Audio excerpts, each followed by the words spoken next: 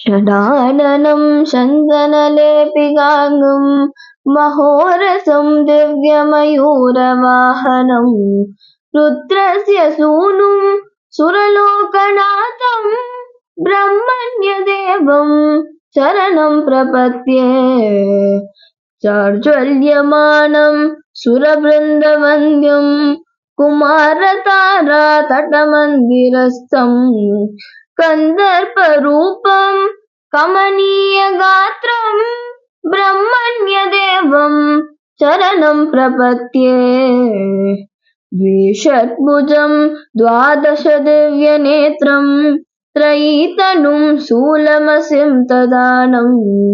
शेषावतारं कमनीयरूपं ब्रह्मण्यदेवं शरणं प्रपद्ये सुरारिकोराहवशोभमानं सुरोत्तमं शक्तिकरं कुमारं सुधारशक्त्यायुधशोभिहस्तं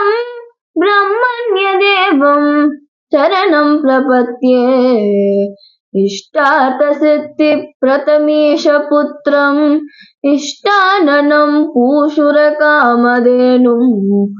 गङ्गोद्भवं सर्वजनानुकूलं ब्रह्मण्यदेवं शरणं प्रपद्ये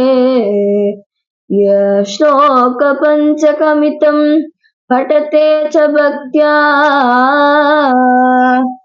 ब्रह्मण्यदेव विनिवेशित मानस प्राप्नोति भोगमखिलं भुवि यत्यतिष्ठम्